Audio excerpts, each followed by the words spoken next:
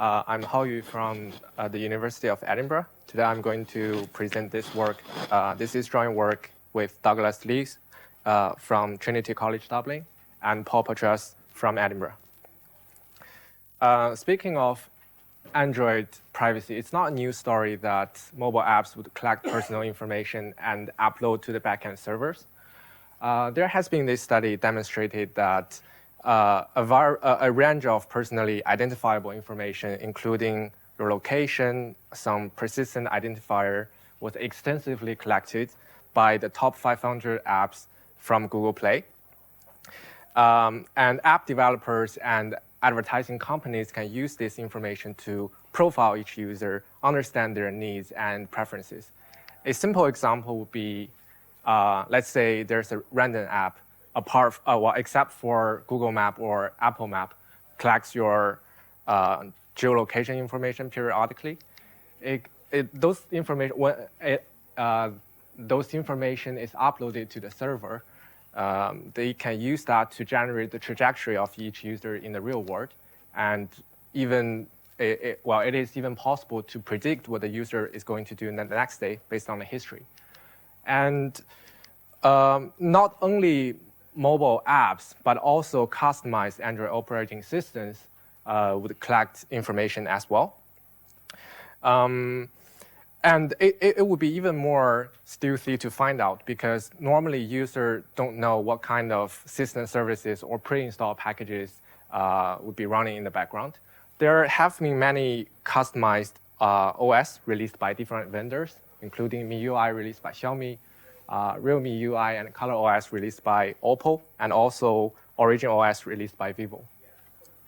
A prior study that we did 1 year ago showcased that those customized OS will also collect personal information and upload them to vendors' backend server, to advertising companies, and also to pre-installed app servers, including Microsoft and Facebook. But a limitation of the existing work is that all this firmware that we checked before is released in the EU, but normally the phone vendors would produce multiple versions of firmware for different regions. Take Xiaomi as an example. For each system update, there's always a EU/global version, always a Chinese version, and also an Indian version. So we're curious about these questions. How would different versions of the firmware handle? Would different versions of firmware handle user privacy differently? Well, the EU firmware would presumably be the most privacy aware because it has to be compliant with GDPR, while China is the biggest market, and of course, most of the people in China using Android. So we would like to make a comparison between the Chinese firmware and EU firmware released by these vendors. To dig into this question, we purchased 3 mobile devices designed by popular vendors in China, which are Xiaomi Redmi Note 11, Oppo Realme Q3, and OnePlus 9R. And we collected some data from all these devices. We compared them against 2 devices that we checked before, which is shipped with EU firmware. We purchased these 3 phones from mainland China, but we conducted this experiment in the UK to fully simulate a Chinese user. We set up this tunnel from an ASUS router in Edinburgh to a Huawei Cloud instance in Shanghai. And this ASUS router would forward any TCP and UDP traffic received from the mobile device. That cloud instance in Shanghai would forward all the message to the real backend server. So what those real backend servers can see is traffic originating from an IP in China, in Shanghai. And because our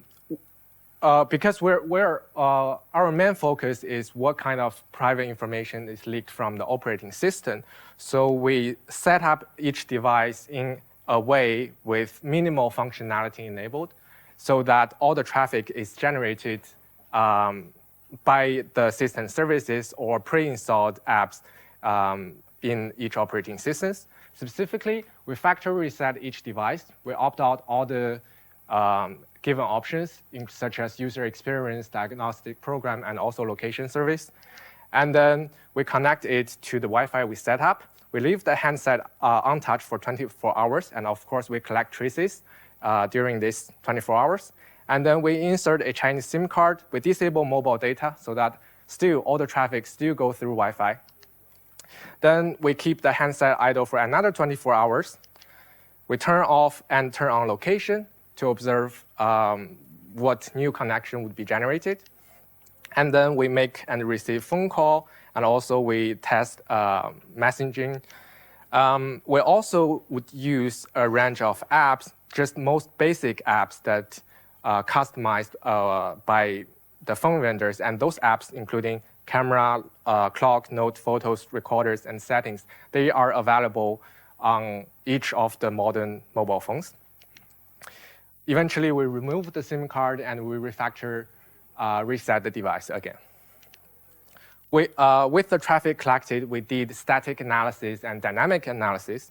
In the static analysis, a most interesting finding is in the third group, in the red box, which shows the number of pre-installed third-party packages and also the number of permissions requested, average number of permissions requested by those third-party packages.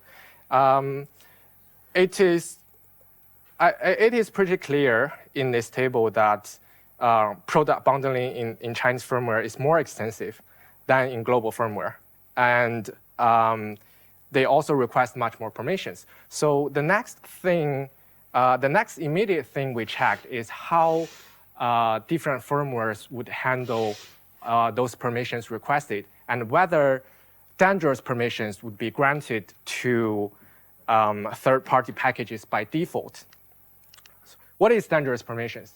When Android is designed, Google or Android separates a group of permissions. They call it dangerous permission and separate them from ordinary ones. Those dangerous permissions including location, your call log, microphone, and for a new app that is installed by the user, and if that app needs any of those dangerous permissions, you probably would see a pop-up like this, notifying you what kind of permissions is requested, and the user has to explicitly agree. However, in our finding, while we factory reset each device and then we check the permissions system immediately, and in this chart, it shows all the packages while on the y-axis, which has dangerous permissions granted by default without the need for user interactions.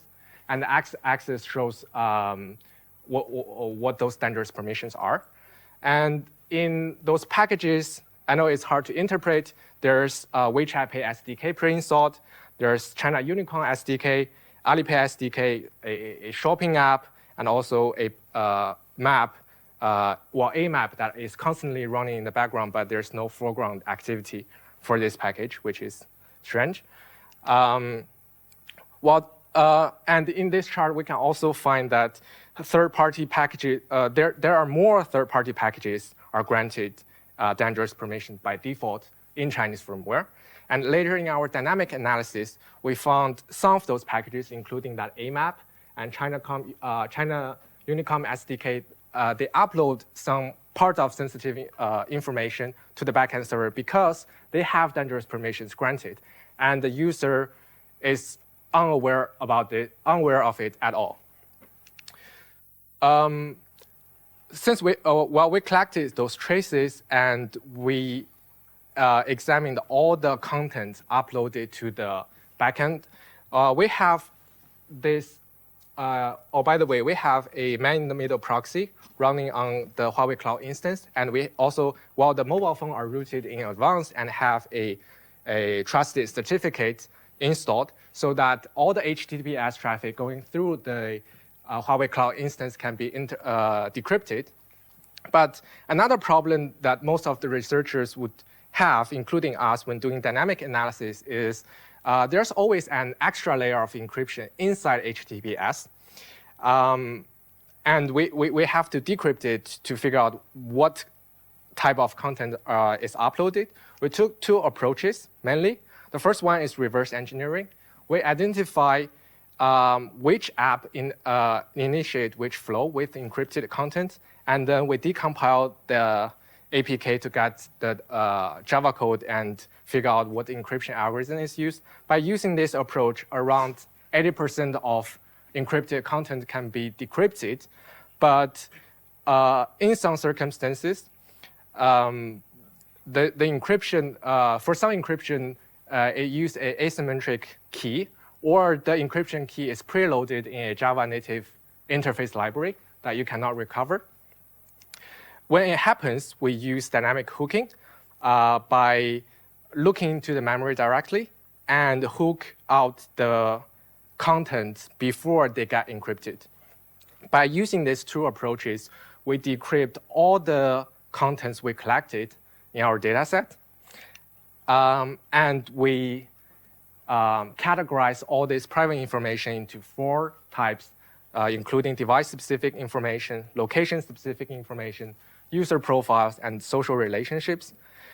In user profile, what we put phone number in user profile, it's because in China, every phone number is registered under a citizen ID. So phone number can function as a semi-persistent identifier of this user. And this table summarizes all the key results that we discovered in our data set. It is not surprising, if you look at the first category, device-specific, it's not surprising that all the devices, regardless of firmware, will collect device-specific information, because sometimes those device information would be needed. For example, your operating system version would be needed when the OS is checking if there's a new update. But we can see this distinct difference between Chinese and EU/global firmware in the rest 3 types of information collection. Specifically, for geolocation leak, we see a range of system services or pre-installed apps, including weather service, AMAP, MIUI analytics, and Baidu Map that collect your GPS coordinates. When we set up OnePlus and Realme, during the startup stage, there's no option to disable location. That's why weather and AMAP can collect those information without, while the user is unaware about that. For Xiaomi device, during the setup stage, there has this button to disable location, and we chose to disable that, but it turns out that button is not functional at all. After you enter the main page, and MIUI analytics and Baidu Maps start uploading your GPS coordinates. Not only geolocation is leaked from mobile devices, but also user profile would be uploaded. It should be noted that none of the phone that we purchase in China is a contract phone, but it turns out to be some regulation that any Android device, for example, in the product library of China Unicom or China Mobile, should have their SDK embedded. And that SDK would self-register this device after factory reset or after a SIM card is inserted. And here is a typical request sent to China Unicom by all the devices we have. In this request, we can see some coarse location information, including cell ID and LAC, which means location area code. It's an identifier for the base station, which allows mobile operators to approximate where you are. And also, we can see user profile information, that ICC ID, which is an identifier of the SIM card. Different from OnePlus and Realme, Xiaomi is a bit different. Xiaomi collects a range of telemetry when you use their own apps. And in that telemetry, it contains for example, the name of the packages that you used and what time you used it and what's the duration of that. So if you open and use a list of Xiaomi's own app in sequence, it turns out that the backend server can recover the action chain of this user by looking at this telemetry. And we also found social relationship leak from OnePlus and Realme's device. This is a request sent by the dialer app or the message app on OnePlus and Realme. In this request, you can see the user's phone number and the other party's phone number is uploaded. Well, the first time that the user start to use dialer or message, he or she is notified that this app would upload call log or phone number for this to recognize unknown numbers. And the user is not provided an option to disable this. And you can see in the request that apparently it sends more information than needed to identify unknown number. It also contains the duration of the call, what is the last contact time, and also ring time. Well, yeah, because of the time limit, I'm not going to go through all the findings we have. There's more private information sent by Chinese firmware to more endpoints in comparison with EU or global firmware. And yeah, this table just overall is summarized what kind of what private information is sent by specific system services or pre-installed packages. If you are interested, you can have a look of our paper, and we'll also visualize the data transmission by different devices in that Android OS privacy.review. You can have a look of that, and here are 2 useful pointers. Thank you.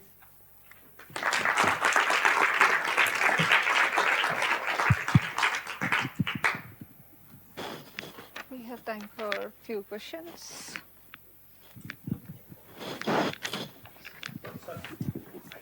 Hi, sorry. And really great work, by the way. You said at some point that there was a double layer of encryption, and then you had to decrypt the traffic to find out what was leaked out. And I was wondering, how did you manage to find these packets? How did you manage to, spot out the interesting traffic, even if it was encrypted from the other traffic that was maybe sent by the app before decrypting it? How do I find out that this is your question? That how do I find out that this traffic is generated by this app? Or yes, also not only by that app, but also contained an interesting privacy-sensitive information that was leaking out. We don't know if there's privacy-sensitive information in the encrypted content. We just decrypt everything. Okay. Yeah. And the way that we find out which app generates which request, well, sometimes you can find this information in the header of the HTTP request, but sometimes it's not available. So what we do is, if there's no other information for us to infer which app generate this traffic, what we would do is we replay the we would log like in what circumstance this traffic is generated, and then we generate that traffic again. And in the meanwhile, we would monitor which TCP socket is opened and which system service that use this TCP socket. That's how we figure out like which app initiate this request. Okay, thank you.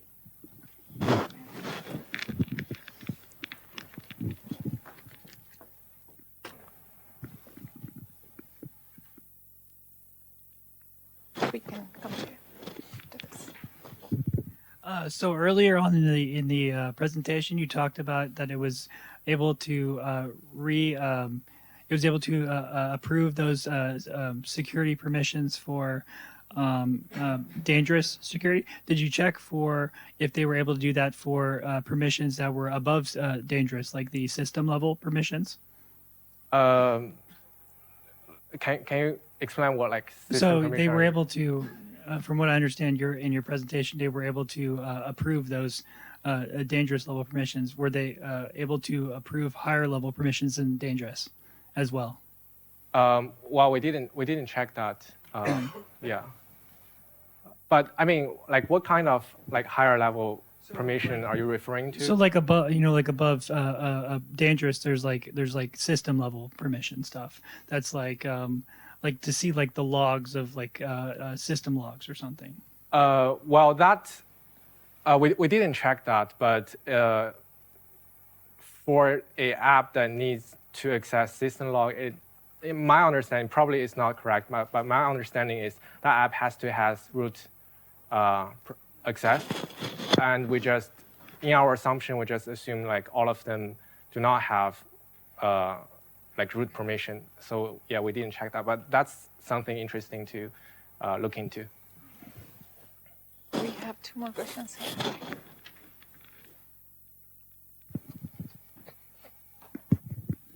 So what can Chinese government do using this? What Did can you think Chinese government about do? all the adversarial, or maybe what Well- government can do using this? So that is something between government and those phone vendors or mobile operators, because there's, like operators SDK embedded. So if there's cooperation between like them, it is possible to track the cross location of each mobile phone user. And I mean, yeah, just, but this is just my imagination. I don't know what really happened. Yeah, I mean, so technically, this is technical. Carrier is equal to government. Yeah. What can they do? Yeah, of course they can. The physical location. They can, of course, they can track the physical location because, because in this table, you can see the China Unicom SDK has almost all the dangerous permissions granted. So if they want, of course they can do that. But yeah, like technically speaking, yes. But I don't know what will happen.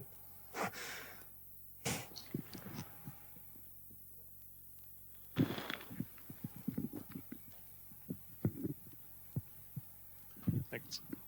Did you raise any concerns with the manufacturers themselves, or do they have any comment based on your findings? So, well, we disclosed all the findings to the phone vendors twice. The first time is we checked a few global firmware, and they took it seriously because all the firmware, all the like data transmission has to be compliant with GDPR.